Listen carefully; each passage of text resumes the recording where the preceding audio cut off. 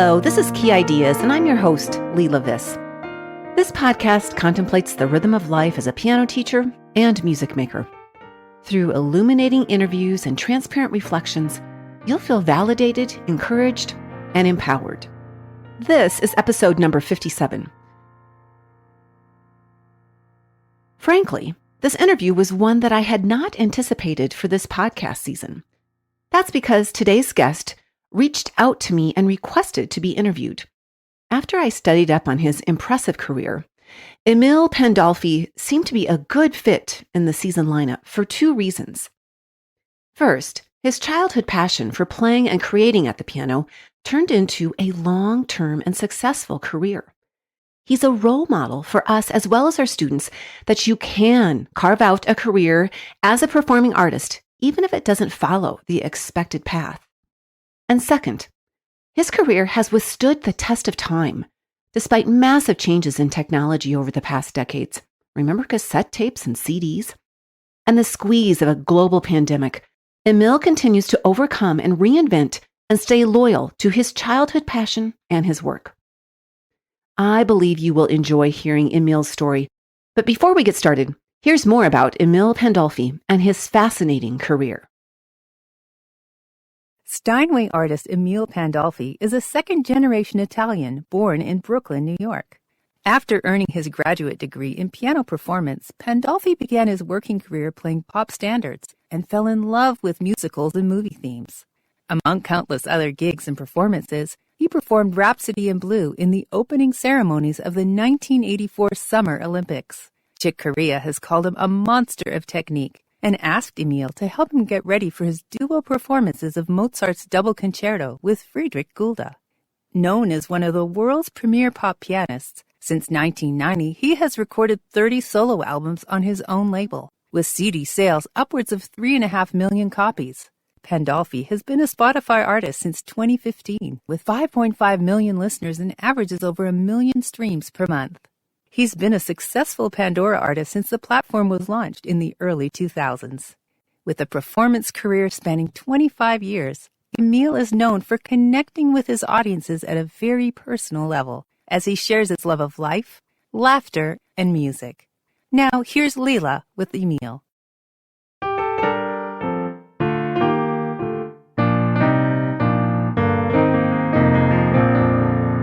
Hello, Emile, and thank you so much for joining me today. To be honest, now we have never met in person. Right. I'm so glad we connected as I sensed through our email thread that you would be a wonderful guest to spotlight on Key Ideas.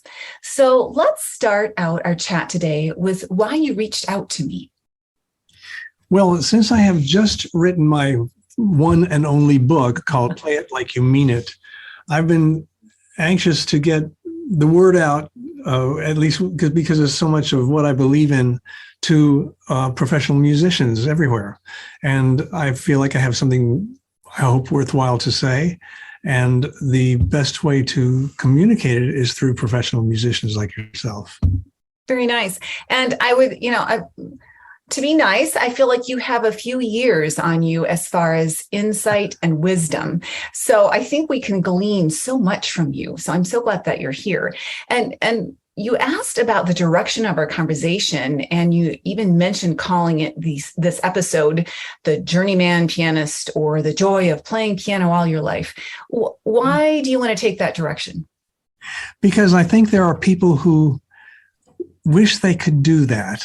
I've done it successfully. They wish they could do that, and they're a little bit, first of all, they don't know how in the world to do it. But I think there's something, there are sometimes fixed ideas that make you think, well, that's just an impossible dream, or it's something that other people can do. I've gotten a little bit off topic here. I want to share how you can have a happy life doing what you love. Oh, nice. And let's just go back to, because I was reading your book and you talk about a very important decision in your life, and you were very young. So I think this is how it could connect with my listeners, who are mostly teachers of young students. Some of them are more advanced, but you took a covenant with yourself. Do you remember what that was? do. I decided if I am going to play, excuse me, if I am going to play the piano, which I just knew I was going to do, well, don't just play it. Actually, and that's where it came, the title of the book, Play It Like You Mean It, like really pour everything you have into it. And I knew nothing about having a career. I was only 6 or 7 years old. It was just a thought, oh my gosh, if I'm going to do this, then just really do it. And where did that thought come from? It sounds like you were with your parents. Yes, I was at it was at a performance, a concert performance by Arthur Rubinstein, who was an idol of mine anyway. He was a great concert pianist, the 40s, 50s, 60s. I think even into the 70s. I can't remember when he passed away. But he was like 90 years old. And I sat there watching this concert and I thought, what had happened? Something new and different that I hadn't felt before. I felt like I was brought to a different dimension, not just, I didn't hear just beautiful playing. It brought me in and made me want to listen to every note and what's coming next. And that was when I was playing my first little Dolly Dear with 2 fingers, I wanted it to be Dolly Dear. You know? And that is a unique thing, that a child would come to a covenant, a pact like that with himself. So you must have had a lot of support from your parents. And were you already in piano lessons when you had heard Rubinstein and then you Yes, decided? I have been taking piano lessons since I was 5, and from good teachers, and I loved it. I always loved it, but I think there was a pivotal point where I thought, yeah, there are so many wonderful pianists, but why does one really speak to you and another doesn't? And that's what I wanted to figure out. I didn't want to figure out. I just thought, yeah, I can do that. Nice. And we'll go to that in just a second, because I think you have some powerful things to say about that. But the other thing that you mentioned early on in the book is that you call yourself an empiricist. Mm-hmm. So can you explain what you mean by that? Yeah, I've said to you, you're a teacher, a pedagogue, and you know how to bring students to understanding of things. I have discovered everything I've discovered from empirically by try and fail, try and make it. What's the expression? Trial and error. With lots of errors probably along the way, right? Yeah. Yes. But I've found out that certain things work for me, and I don't care if they're voodoo or if they're genuine piano technique. If it works, I can do it. Mm-hmm. And that's how I've made my arrangements. It's we'll talk about arranging later on, but if it's something that actually works, meaning by works, I mean, it gets to the other person who's listening and they say, oh my gosh, I was really moved, then I do that. That's kind of curious. Well, and that leads into my next question, which one of the questions I like to ask my guests is, what is one question that you wish others would ask? And do you remember what that question was that you wish other people would ask you? Yeah, I have it right here. Because I wanted to talk about that. And the question that I like to be asked is what makes that spiritual connection from one person to another? I mean, that's kind of the punchline, isn't it? So many people play beautifully, and I mean that sincerely, but I mean beautifully, and you maybe go away with admiration and wow, how did they do that?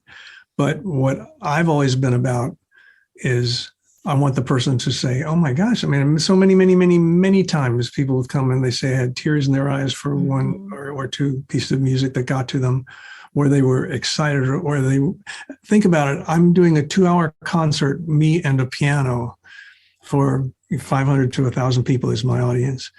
And I have to hold their attention the whole time. And you can't just say, that's why I say I'm an empiricist. What holds their attention? Not surely sometimes technical expertise, but the thing that goes through my performances is they're, oh my gosh, I'm listening because you're giving me something worthwhile to listen to.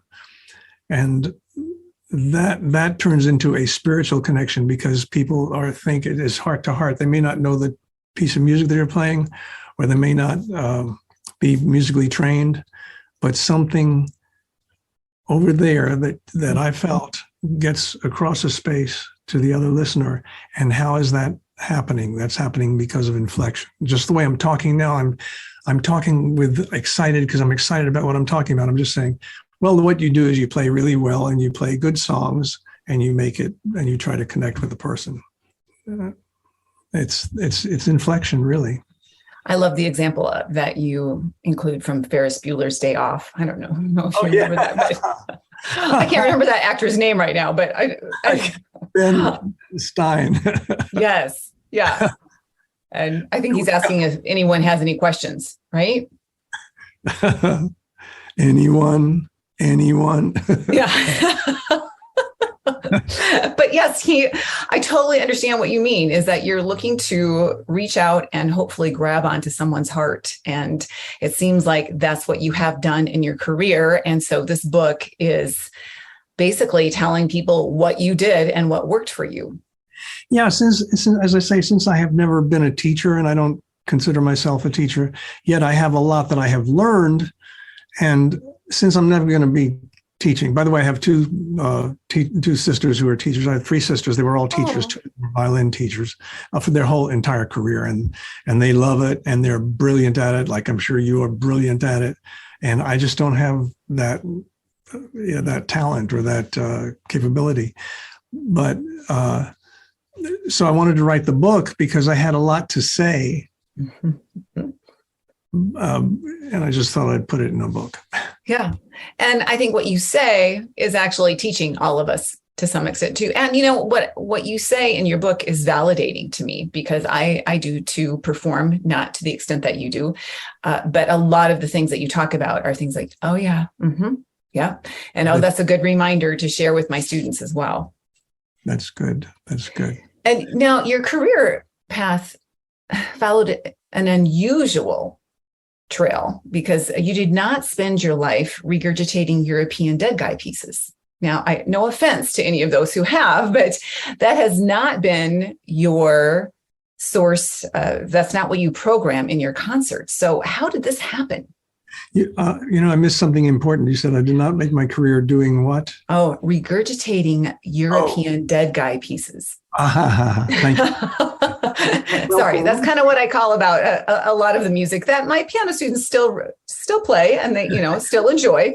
But, to be honest, most of the repertoire of piano teaching and piano students is from before 1900. Yeah. So, and usually people like you who are trained to give concerts, who are well equipped to play the piano, move towards the classics, but you did not do that. So tell us about how that happened. Well, there are a couple of things. One reason is I'm not in the Olympics of piano. I'm not the Juilliard guy. I did, as a matter of fact, my 30 albums are entirely pop, except for one. I did an album of Chopin blockbuster hits to kind of prove to myself and let people know that, yes, I can do this. You can jump through the hoops. Yeah, I was a very, I would say a very talented musician, classical musician through college, but I was never the extraordinary, I thought, again, if I'm not going to be in the Olympics of piano, which is Juilliard and Van Cliburn competition, which I'm not capable of at all. I'm not in that league. I know that. But so that's one part. The other part of this computation, why did I choose what I choose, is that I've always wanted to communicate my music, whether it's classical or not, to as many people as possible. And most of your audience anywhere are not classically trained. I mean, it's just this is life. And I wanted to play to people, not just trained musicians. As a matter of fact, one of the reasons that I'm not a jazz artist is, given that I don't have that ability to play jazz, that's not the point. Jazz people play almost entirely for other musicians, other jazz musicians, because it's a very Mhm. intellectual art form, and people want to sit there and say, "Wow, that's amazing," and it's a wonderful art form. But that gets to a point of empiricism. For me, what works to get an emotional response from the greatest number of people? Well, and I'm going to quote from your book. You said your audience is more important than you. Yes, I ever since I was very young, I remember playing, as I said, my little baby tunes. I wanted the listener to really enjoy what I was doing, and that's always been a kind of a natural inclination for me. I wanted to play for people. I didn't want to play for myself. If I want to play things for myself and just enjoy it, I can do that anytime in my studio. But I don't put that out. I don't put that in my program, and I don't put it on tape. That's for me. Okay. So let's go there next then. How do you create your arrangements so that you know that the audience will be engaged with your playing? Like, and I'm very curious. I want to get down to the nitty-gritty here. Where do you start? Now, obviously, you probably choose a melody. And how do you choose a melody? How do you choose a pop tune? First of all, I choose ones that are well known. Again, old standards, musicals, movies. Then, interestingly, most of my tunes that are old standards are from the 30s and 40s, and yet, if you look at my streaming stats, my listeners are women from age 18 to 35. That's my most largest number of listeners. The reason I say that is that these tunes are timeless. They may not know what the tune is, but if you put a lot of, first of all, I get as far as choosing what to play. I love musicals, I love movie themes, and I love old standards. So that's where I start. Okay. Mm-hmm. Because I'm doing what is my strength, and that's what I'm drawn to. Then I take tunes that, even if you don't know them, if they're beautiful melodies, they can be. You can put some more of yourself into them, and the listener, knowing the tune or not, says, "Wow, there's something about that song that just makes me feel nostalgic," or whatever it makes you feel. So as far as doing arrangements, yes, I start with a tune that I love, but that I know or think that many people are familiar with or will love it. One of my favorite things is the theme from Somewhere in Time. I love to play that. And it's a beautiful movie. Many of my listeners at that age, 18 to 35, don't know the movie. But there's something about the writing that it just takes you in from the beginning. And that, combined with inflection, is what I think holds the listener's attention. So, you choose a beautiful melody. And really, I do honestly believe that melodies are so important. And I think you even, I can't remember the quote, but you said something about melody is king, melody is queen, melody is something. But it reigns supreme, correct? Yes, no matter what, because so many pop artists like myself they're very good with embellishments, and they do lots of arpeggios and lots of things. But when those embellishments overshadow the melody, that's a mistake. The chapter we're talking about is called "Elvis is Not King, Melody is King." There you go. Thank you. So now, you've got the melody and you're going to be loyal to it. How do you choose the chords that you're going to add to that melody? Right. Now, if you think about where I'm starting from with a lot of beginners, they know the 1, 4, and 5 chords, and I want mine all to know the 6th chord as well. And I call those the 4 primary chords. And so I know that you don't just start there, but do you have any rules? Do you have any places where you're going to start with a melody, or do you just sit down and play and something happens? Well, there are two things. The first answer is that I don't have any set rules, but as far as chords go, I have taken jazz cheat sheets, jazz fake sheets, and looked at some of the chords because I want to learn. This was years ago, but I wanted to learn how you take the 1, 4, and 5, and what are substitutes for those. Like what's substitute for a 4 is a 2, and substitute for a 5 could be a sharp 1. You know, so you and you see how those like I'll play through the songs, maybe the jazz tunes that I will never perform, but I say, oh, so that's my whole thing so that's how he did it. And that's what.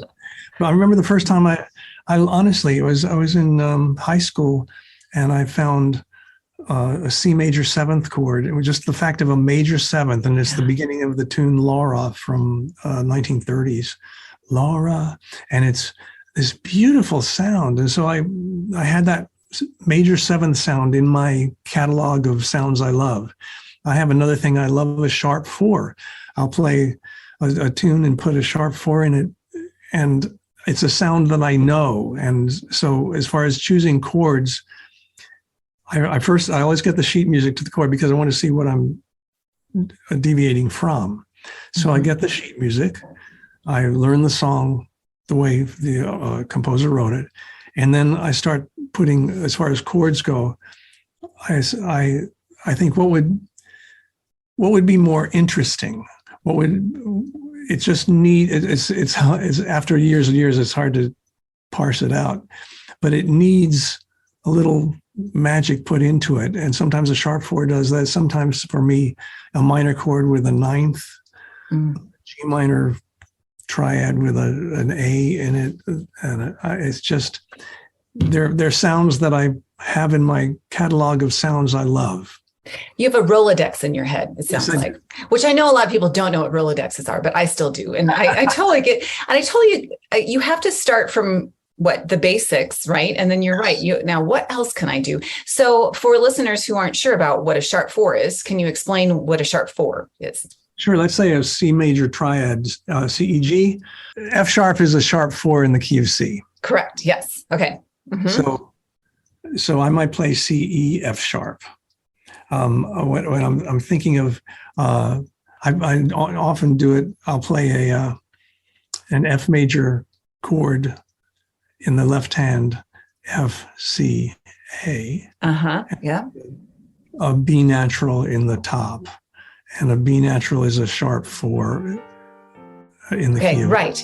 Okay. So if we're talking about the F chord, then you're sharping the 4th scale degree. Yeah, so I guess it's that I'm not playing it right, C, E, F sharp, G, for example. I'm playing left hand C in the key of C, C, G, E natural, and then F sharp on top of that. Got it. Okay. And it makes you, it wants to resolve back. It wants to resolve to the 3, the sharp. Okay. It's like a 4 wants to resolve to the 3. And so it gives a little bit of tension. I guess the tension and resolution are so much important in so many ways for me that, let me see, I'm thinking, it's almost longing, it's in context. Yes, right. I know it's hard to speak out of and I loved how you were, looking up in the air. What do I do? Right? Because you don't even know. It's just a habit.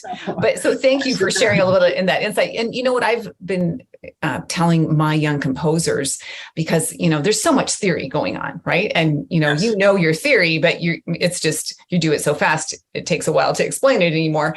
But I started just saying, okay, well, you see your 3 chord tones now. If you're not liking the sound of it, why don't you change? Why don't you modify one of those? Right. So that's kind of what you're doing. And one of your favorite ones is to kind of modify that chord by adding a sharp 4. Yeah. And of course the voicing is important because you can't do it all in a bunch. Yes. That's a whole nother topic, isn't it? It is, voicing. But I guess the thing is, what do I think will make the listener say, oh, please resolve. And that's a magic one then, adding that sharp 4. All right. So now we know one of your secrets. Yes. We'll be right back. Forte is a free alternative to Zoom, purpose-built for music teachers. Forte puts you and your teaching style at the center of the educational experience. In particular, Forte offers industry-leading audio quality. This is what Zoom sounds like.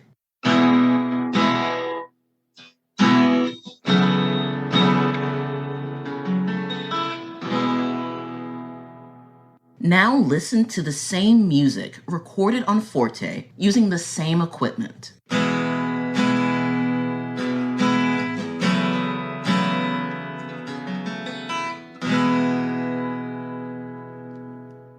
Our mission is to empower teachers to do their best teaching online. Sign up for free and start teaching your students on Forte today. Just go to fortelessons.com. That's FORTELESSONS.com. Now back to our conversation. All right. So now we know one of your secrets. Yes, and one of the things is for students in general is try something that is totally not allowed. What do you call it? Verboten, Out of bounds. We just learned that you never do that. It's just like you don't have parallel fifths. Well, try some parallel fifths. I have a student who does question me a lot on that. And I keep saying, now these are rules. And he doesn't like that word rules, but I said, I don't know what else to say, but these are the rules. And once you know them, then it's much more fun to break them. Yeah. You really desperately need to know those rules. You do. I didn't do any improvising or any arranging until after college. I couldn't play two notes by ear. But I had this great education in the classics, and every now I think back, some little tidbit of Rachmaninoff or something that I played in college, and I think, so that's how he did it. That's my whole learning and arranging is, so that's how you get that sound. So that's how this performer, and I listen to people like Oscar Peterson, and how did he do that? And Earl Garner, some of my jazz favorites. And you're not later on imitating them, but you're putting that into your whole catalog of things at your disposal, I guess. Well, and I think you are just solidifying the fact that I think it's so important for my students and myself to get under the hood of a piece. Okay, what is going on there? Because then if they really like it, I'll have them copy it, transpose it, whatever, just so that they remember it and can put it in that catalog. So you've just done your fair share of studying. And I don't know if you're familiar with the book. It's one of my favorite books. It's called Steal Like an Artist by Austin Kleon. I don't know it. And what you're doing is you're stealing, and not in a bad way, but you're borrowing. Okay, what did they do there for that chord? And then you're taking it into your own catalog. And because it's you, Emile, it's never going to be someone else's. That's the premise of that book. But it sounds like I always like validation because I kind of go about my arranging the same way. So any other tips that you might have? Well, you talk a lot about arpeggios. Arpeggios are a big deal. Why is that? Is that because that's one way the pianist can sound like many people, like an orchestra almost? Yes, it's one way that you can fill in the spaces. I don't mean just filler, but if you want, because the piano cannot sustain a tone very long just by the nature of the instrument, a violin could last forever, a string section can last forever. So how do you fill in that space between la, la? There's something, if you want this la to really last, you could trill, you could arpeggiate, you could repeat the chord, things like that. But I think arpeggios, first of all, they're fun to play and they fall well under the hand and they sound impressive. So that's where they can get out of control. And I've heard a lot of pianists do that. They're playing pop music and they're arranging it, and after every phrase there's a big arpeggio. And it gets annoying after a while. So you have to manage them, use them, add some spice. There's another tool, Mm-hmm. So while we're on this creative track, where does your inspiration come from? I love to answer or ask this question to people who are creatives like you. Do ideas come to you or from you? Ah, that's interesting. I think they come from me. I haven't ever really thought that out, but what I do is I play, as far as I found a song that I like. I have a whole series of what I can do for arranging, but I play it over and over and over again. I mean, like the same song for 2 hours, and the song is 2 minutes, 3 minutes long. So I play it over and over again. And as I do it, I have a tape running, just my phone now. And I go back and listen to if I have something that I really liked, I stop it. I might write myself a few notes, but I play it over and over again. And the ideas come as I'm playing it. I might even make a mistake, or I play a chord that's different, or I try a totally stupid chord, and something about it I remember, and I say that this sounds good, and then I take that idea and I develop it. Maybe I do a sequence of the same 5 notes over and over again. I did that in Beauty and the Beast. To start the Beauty and the Beast, I have a sequence that runs down from the top of the piano, and at some point, I had a vision of Beauty and the Beast from the movie, and I wanted to create a backdrop that was kind of like stars falling. So that is my opinion. So da da da dee dee da da da dee da da da dee, and it starts at the very top and comes all the way down, and then does it again before the actual tune starts. So I've set the scene, and I hope I've captured the listener's attention, because again, I'm always thinking as a listener. I'm always thinking as a listener. That's a good thing to think about. I like that. Is this too much? Maybe it's where sometimes I have some ideas that are musically and technically really intelligent ideas, but I don't think they'd interest anybody. So they get chucked. And it sounds like you do a lot of noodling. I do. Over and over. Yes. And that's where your ideas come from. Okay. And do you ever have times where you just have no ideas? They're all gone. Nothing. Yes. And there are some tunes that I love that I've never arranged because I just can't do anything with them. Really? Yeah. I don't know what to do. So, but I would love to play them. I'm playing them for myself, but I can't do anything that I think whenever I'm playing a tune, I should have something new to say about it. Every tune I play has been played thousands and hundreds of thousands of times. So I better have something to say about it that's different. And I do have if we want to talk more about arranging, I do have a kind of a plan, if you want to hear it. Oh, well, of course. I would love to hear it. Yes. What is your plan? Okay. So first of all, you find a tune that you can do something with. Yes. And I've played it enough to get comfortable with it. Then I say it needs to have a start. It's a story, and it needs to have set the scene, which is the doodling down in this case. Maybe I have whatever the intro is to set the scene. Then the main plot of the story is the main melody. So we play the song through. Then I have it go off into little expeditions, little episodes here and there. Maybe I play the melody. Maybe I play the first part of the melody, and I think, oh, that was pretty. Maybe I'll do this, and I'll play a little bit of an improvisation that is what I think about what I just played. I played a song. A kiss is still a kiss as time goes by.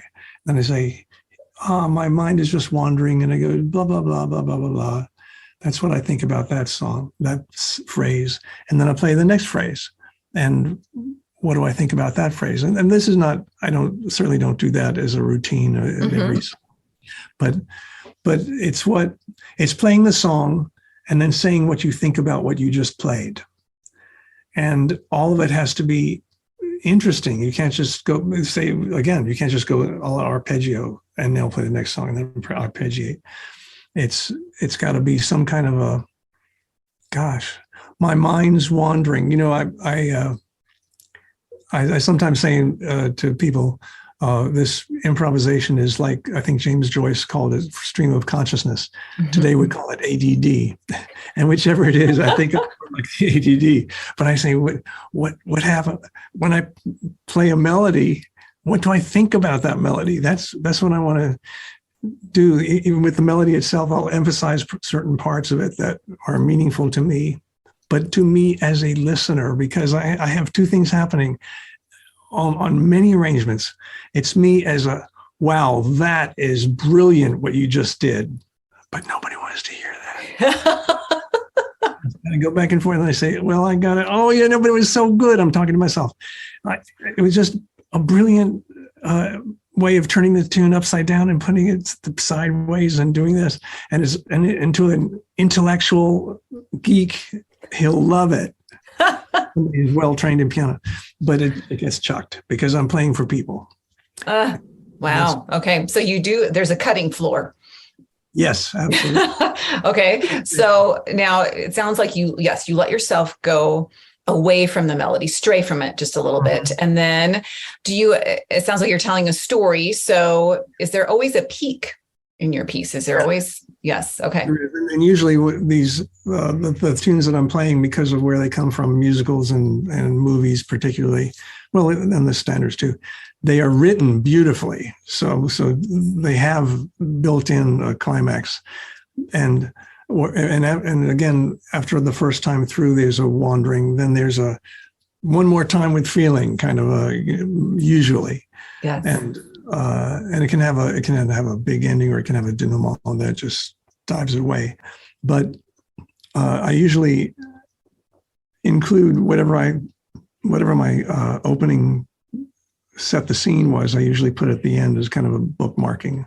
But it's a story of that says what it says, goes away, wanders, gets into mischief, comes back, and says it again. And then says, so that's what I meant.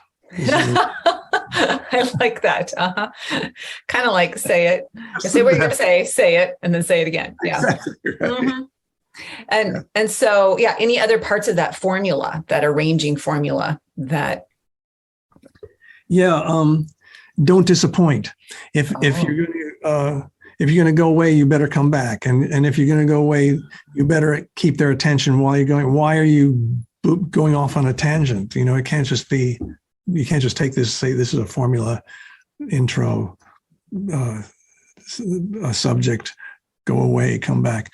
It has to be satisfying. It has to just say, oh, I'm keep listening.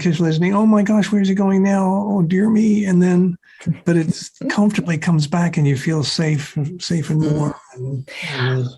I also heard you say the word why. So you probably ask yourself, okay, why am I going here? And if I am going to go here, I got to make sure I get back on track. Yes. You can't. Yes, you can't just, many times in my practice, I'll go everywhere, every place. Mm-hmm. But does it have any reason to go there? If it doesn't, then just stay with the song. Some songs I play, like I would say, Somewhere in Time. It's just a beautiful, beautiful melody to my ear. And I pretty much didn't arrange it. I play it very simply, and then I play it a little bit, a good deal more intensely, but there's no wandering really. For some reason, it just needed to be it's a 2.5 minute piece, and it's the simplicity of it is some of the beauty of it, and that's by John Barry, by the way, Somewhere in Time, from a beautiful movie. And so it's already arranged, kind of. Right. Yeah. You're just playing it and putting your stamp on it, so to speak. Yes. Mm-hmm. So when I hear your pieces, which they're gorgeous, it's obvious that you have a stellar technique, and obviously it comes with ease for you. And I think technique ties into your artistry. Mm-hmm. And that's how you have a career in music making. And I enjoyed some of the tips that you gave and the phrases that you used. So, and I've just got a little list here. Let's see what what this list triggers for you. Fingering.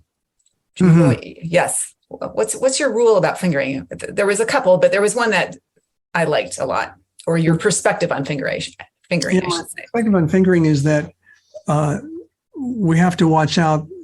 First of all, you have your whole education behind you, and you're taught which fingers to use, and it's for very, very good reason.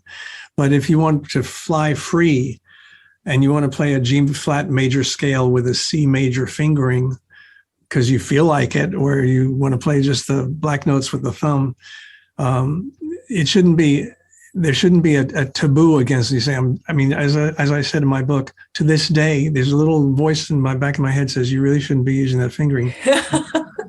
I can't believe it, but it's so ingrained. And there are other fixed ideas that people have. That happens to be one of mine. But with fingering, you use whatever finger happens to be there at the time. Very, very often, I play a melody with the two thumbs in the middle, so it sounds like it's coming out of I can still use the other fingers of my right hand for accompaniment and bass on the left hand, but the two thumbs could play the melody, and you wouldn't particularly know that. It's just, it might be. As a matter of fact, when I've had a couple of my arrangements transcribed, the transcriber is listening and hearing and writing writing down what he hears. He doesn't do the fingering right and it gets to be very difficult to read the music that he's written because he doesn't know that I was using two thumbs. Shh, don't tell anyone. Well, Schumann writes a romance that it shares Schumann. The melody is shared between the thumbs. And I think that's when I start reminding my students, that's why we have the pedal. You do want to have a very very nice legato touch, but every once in a while, the pedal really comes in handy for those kind of things. I have to break through those. Go ahead. One of the techniques I learned from Schumann from the Carnival is in Papillon. Well, it's the thumb is doing these repeated notes, and I've used that specifically. Stole it from him. That technique in one of my arrangements of Starry Starry Night. Anyway, it's the more classical repertoire you have in your background, the better you are, because they did everything. I'm not doing anything new, but I'm using those techniques and then altering them as I need to. This next quote goes back to perhaps more of the artistry behind your playing and how you're trying to reach out and grab the hearts of your listeners. But I loved this phrase, bang out the subtleties. Yes.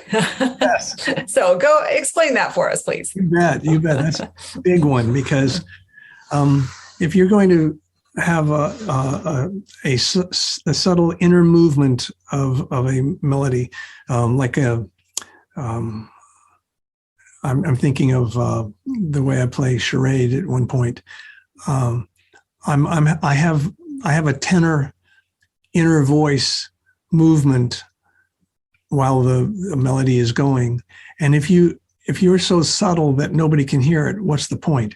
As a matter of fact, it's said facetiously, but not quite so, because something that captures the interest of the listener is what's going on. There's more going on here. I not only hear the melody is king, melody is always first, but just a step lower, you might have the accompaniment very quiet and the melody pretty loud by contrast. And then this inner voice, da da dee dee da. If it's too quiet, it's wasted. You didn't get it. And I really believe in. As a matter of fact, Horowitz was a genius at that, bringing out inner voices. Sometimes extraordinarily loud. Wow! But he really wanted you to hear that counter melody, or just the interest of the harmonic changes. And that's why we wanted to listen to them, because, we don't even see that on the page, and then someone will bring that out. So yes. And now speaking about subtleties, you also talk about dynamics a lot, and pianissimo, and the fact that even if it is supposed to be very quiet, your melody is always going to be even a mezzo forte. I mean, I remember Nolita True saying something about that. Like, even if it's, yes, pianissimo, your melody will still be at least mezzo forte. Great. One of my teachers was West True. Okay. Nolita's dad, I guess. Wow. I love that man. I still love him. I mean, he's still around, but he's probably 90 years old now. Oh. And West True. Oh my gosh, Nolita. Okay, so yes, I agree because to the listener, if you're playing a very, very quiet accompaniment and you have a mezzo forte melody, the whole hearing experience is that it's a quiet piece. That you're not banging out. Now you bang out the subtleties, but not banging out the melody. Mm-hmm. Right. It means it's obvious all of these things are a judgment call, but the point is the contrast of the pianissimo and the mezzo forte, just a nice speaking level, makes more interest. Again, everything I'm doing, every single moment should be interesting. As I said, when I play a 2-hour concert, I know I have to hold their interest for 2 hours. And I do a lot of comedic monologue in between. But that has to hold their interest too. It can't be, there's nothing throwaway. And in the program, I try to program it so that nothing is filler. It's just every moment should be interesting. And one of the ways you do that is that contrast. One of the things that I remember you saying, but I'm not going to say it correctly, so let's see if you can say it, is I remember someone telling me, now play to the person in the back row of the concert hall. Mm-hmm. But I love, you have a saying about when you are playing piano or playing a melody very delicately. Do you remember what that saying is? Yeah, I can't quote it. It's from a poet laureate who's a friend of mine. Mm-hmm. And it's absolutely beautiful. I'd have to find it. It's so beautifully said. I'll make sure I add it at the end because I loved the way it was said as well. And I will step on it and make it not sound nearly as nice if I try and say it now, but I will make sure that I add that in because I just loved that phrase. Let's move on to I love the way you talk about speed because yes, you can play very fast, but I loved this phrase, never sacrifice sacred accuracy at the altar of the graven image of speed. And I think I need to tell that to some of my students every once in a while. I need to tell that to myself when I play classical. I was just listening. I made my Chopin album about 15 years ago or more, and I almost never listened to it. And I thought, God, I played so darn fast, and I wouldn't today.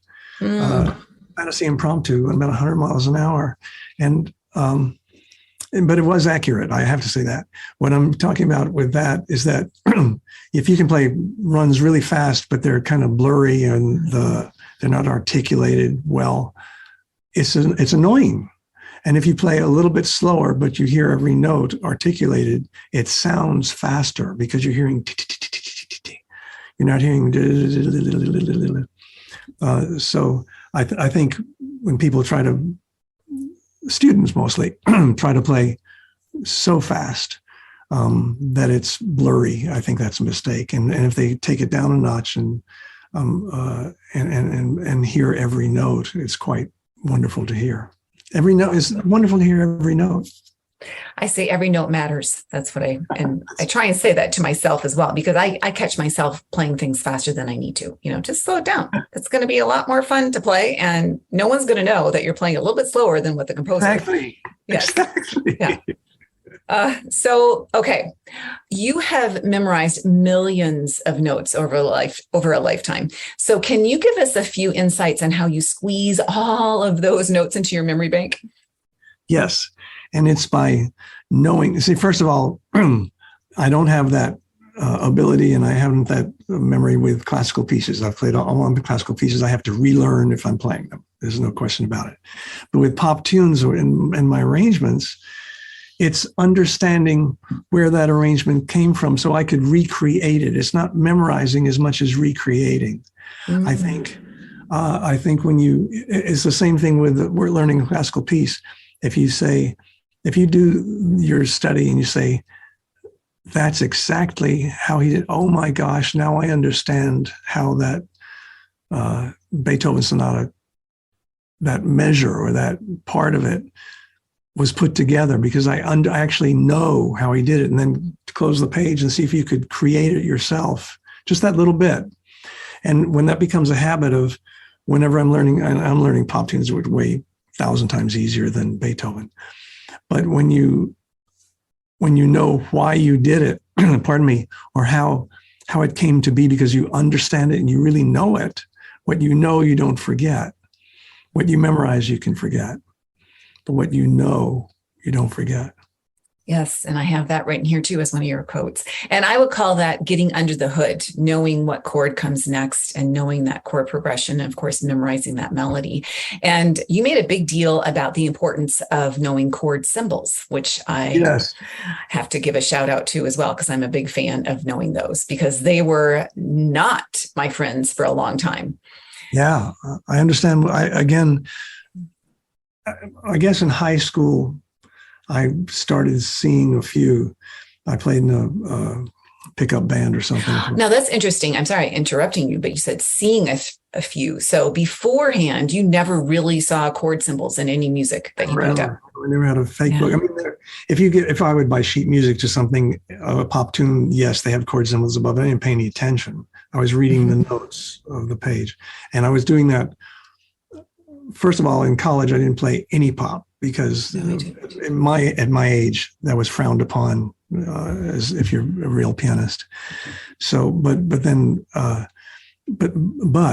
when I got my first fake book, it was after college, and I had to study the chords, because I'd take sheet music and they would have the chord written out, but then they have the chord symbol. So, I just had to study and learn. But they were so super important, because they give you such freedom. All you have to do, the fake books have a melody line and a chord symbol, and off you go. It's brilliant. And they're not that hard to learn, but if nobody points it out to you, you just don't get it. Well, I remember getting sheet music of pop music and seeing what the guitar tabs and the chord symbols, like, oh, that must be for the guitar. I'm not going to pay attention to that. So yes, I've come around at a completely different angle and so appreciate them. And yes, you're right. When you know your chords, you have freedom to do what you want to. You have tremendous freedom. And when also looking at a jazz transcription that has the actual notes, but you see how he voiced those chords. It's an F major seventh, but how did he voice it? Which one is important? Which notes are not important?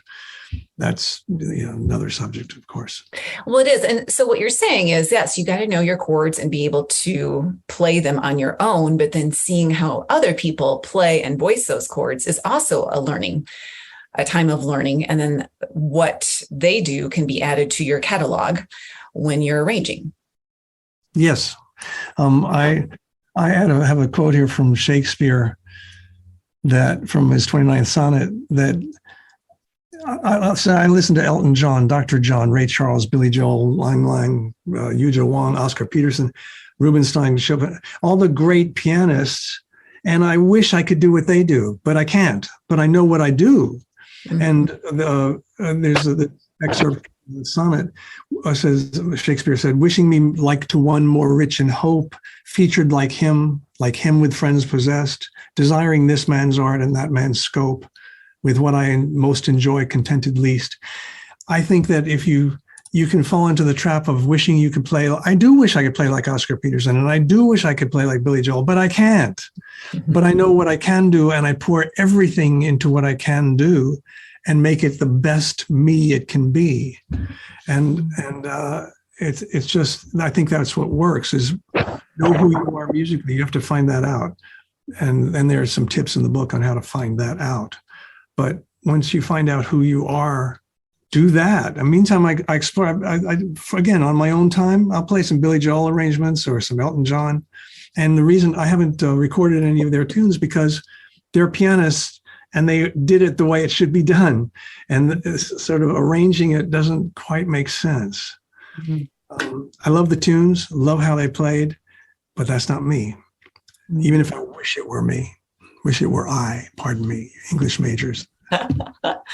That's a very good thing to tell our students as well. As I do my own composing and arranging, I know now kind of where I settle as far as my sound and all that kind of stuff. And then I'm sure, like you, a lot of other things trickle in, and then it melts into, it's a melting pot, really. Yeah. But then we all put our own twist on things.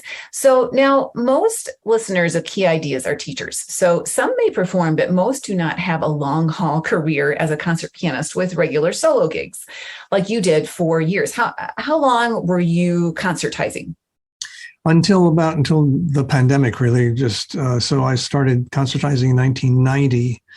So about 30 years, I guess, 35 years, because I was always there was doing concerts, and I've stopped doing performance halls, PACs, performing arts centers, but I'm still doing some occasional private concerts and things like that. Excuse me. Mostly, I've been concentrating on the streams because that's my career now, is putting tunes up on streaming, and I have about 400 songs up. And so streaming means Spotify, Pandora. Yes, and for example, on my streaming is people listening to Pandora. They may not even know they're listening to me, but they're listening to quiet piano or piano for study or whatever they're listening to. But I now have something like 800 million streams of the music, because they're that many, and streaming is such a wonderful thing because it can go all over Spotify is all over the world. Pandora is just in the US, but people can listen to music anywhere basically. So it's pretty cool. So, okay. Yes, the pandemic did definitely shut down your concertizing. Were you ready to be done, or did COVID just put the stop sign there for you? I wasn't ready. I had to cancel about 5 concerts, and then I had some of them wanted to reschedule, and I found I was just more comfortable. I was sort of enjoying without having COVID. God forbid.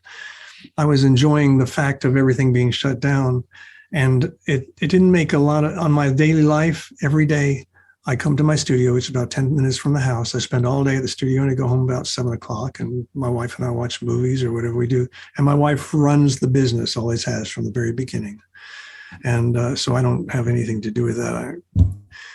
So my days weren't so much different, except we had, at the most, we had 30 concerts in a year, but that was several years ago. And when I stopped, we had about 15 concerts a year. So I was kind of slowing down anyway.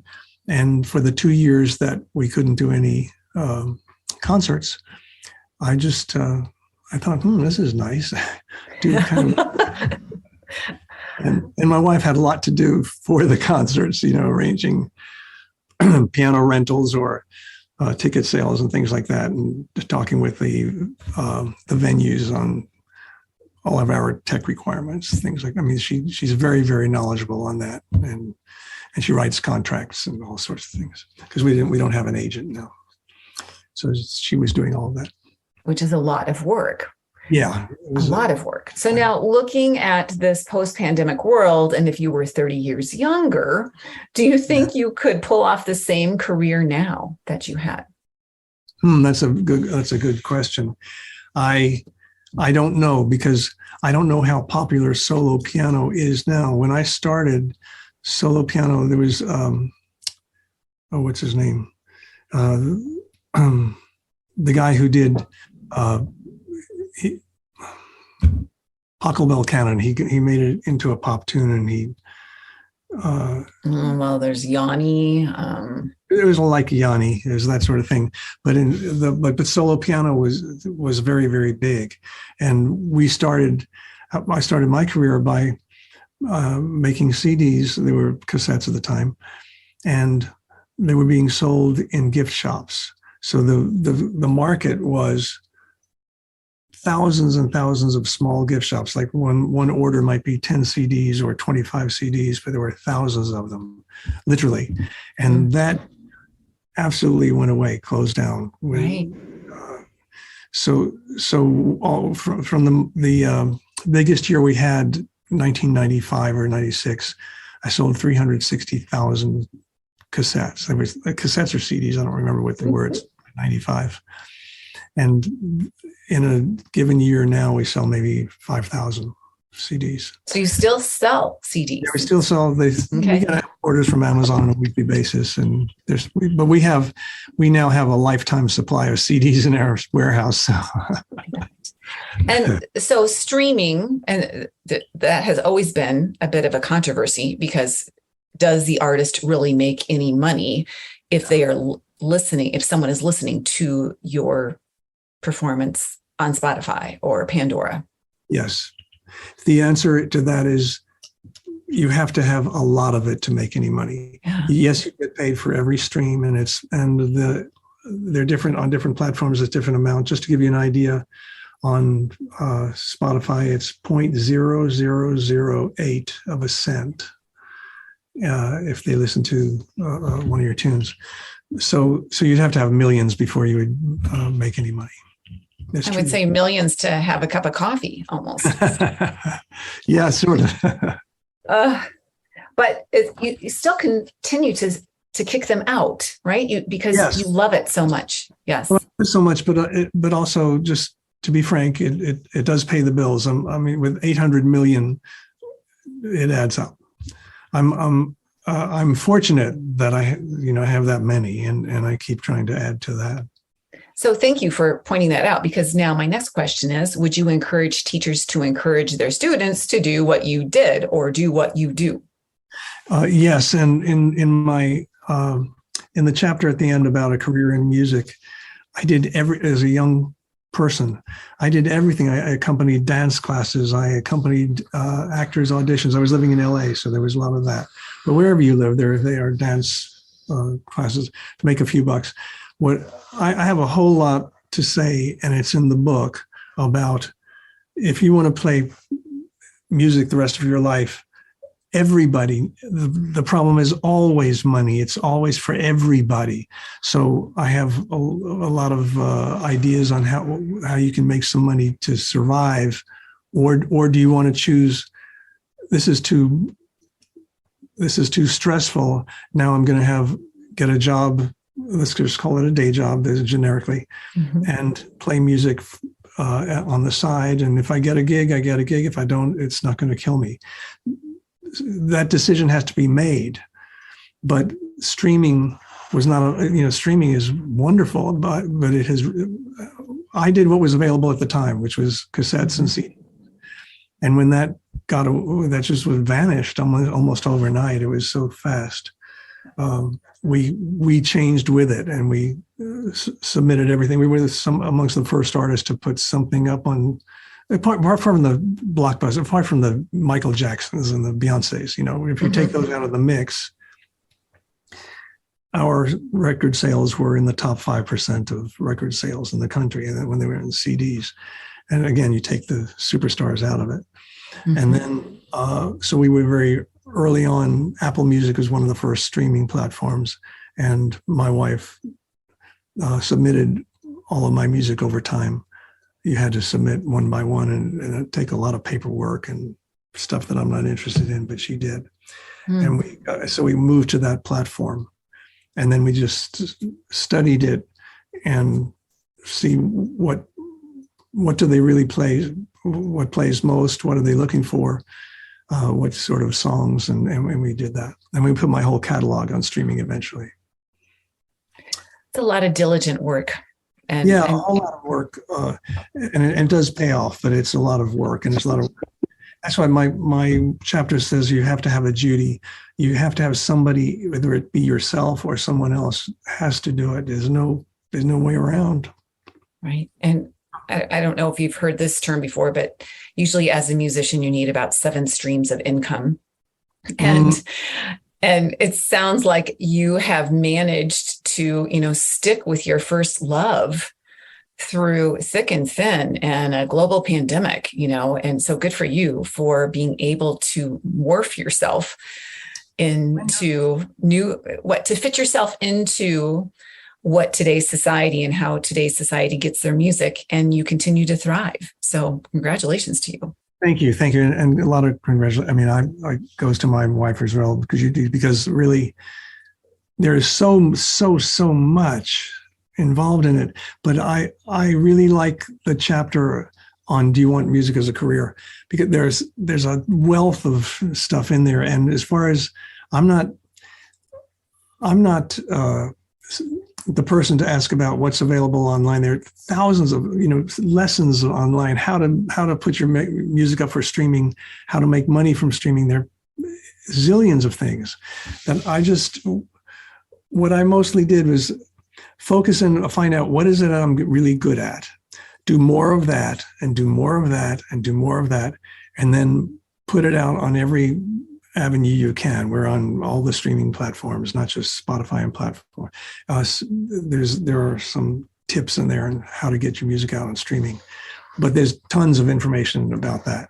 The thing is that you may be a person who says, I'm sorry, that's just too much trouble. I get a job that I can enjoy for the next 40 years and play music on the side. And there's nothing wrong with that. It's not that you failed.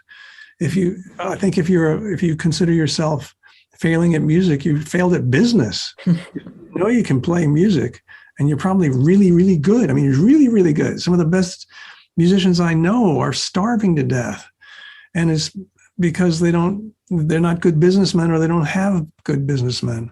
And if you really, really have to separate that out and love how you play and just adore it, and you make a few $100 at it, but that you can't afford it.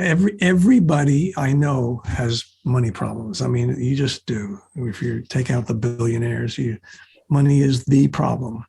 So you find a way to do that and do your music besides. For a short time, a couple of years, I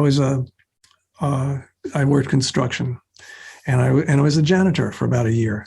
And I still played music. I was working at the Comedy Store in Los Angeles for a few bucks. And I did other work, and I didn't hate it. I thought, wow, I can pay my rent I get a check. Are you kidding me? I get a paycheck every week. Wow. Instead of playing for a dance class on Monday and then not having another dance class till next Thursday and getting $25 each and trying to think where I could play. I played cocktail piano, which I really enjoyed. And cocktail piano taught me a great deal about talking to people. In my show, as I say, I have a lot of monologues, comedic monologues. Well, they came from sitting at the piano and talking to people and playing at the same time. And anyway, I did everything you could do. Well, and you're a creative to begin with, and you got creative with your career. And I think that's what we need to encourage our students as well. Yes, you can have a profession in music, but be ready to be creative with it. Yes, not only that, I think it's really important. If you don't succeed in a career in music, you're not a failure in music. You're a failure in business. Nice. And it's really important because you could feel bad about yourself. I thought I guess my people don't like it. Yes, they like it, but you haven't got it out there because some business person hasn't got it out to hear. Right. I think that's very important.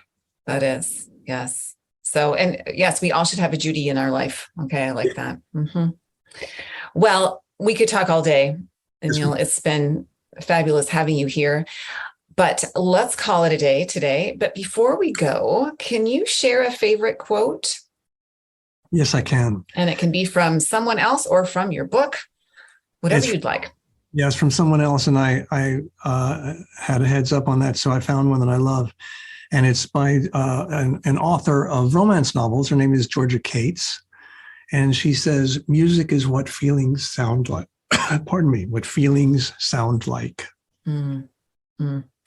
Yes, I've heard that one before too. Thank you for letting me know who the author is. That's a powerful one. So, Emile, it's been fantastic having you here with me. And I'm So thankful that we could learn from you, and you have shown us that we can have a long-term profession in music and continue to change along with the times. So thank you for being a star, not only as a pianist, but also a businessman and someone as a creative. Thank you for having me as a guest. I really enjoyed this.